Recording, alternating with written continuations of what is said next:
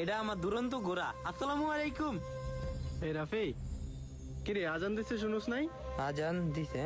হ্যাঁ শুনছি তো। তাহলে তুই বাসার সামনে দাঁড়ায় রয়েছো কা? মসজিদের সামনে বাইক রেখে মসজিদে ঢুকতি? আসলে তো দোষ আমার না, এই প্যান্টটা না পাক। ওই যে তোর এক করতে লইছিলাম, এক ফোঁটা পড়ে গেছে।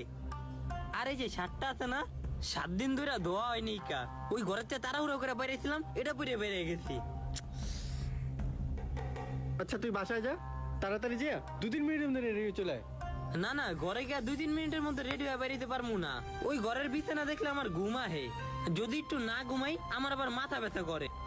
তুই যা, আমি গোসল টোসল কইরা একটু ঘুমায়া পরে মসজিদে গিয়ে কাজা নামাজ পড়ে নিমুনি।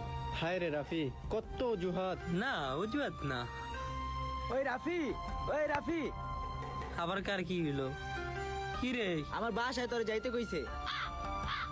কি লেগা? আমার শরীর ভাল লাগে না রে, শরীরে গিরা জোরা জোরা ম্যাচ ম্যাচ করতে আছে। আমার বোনের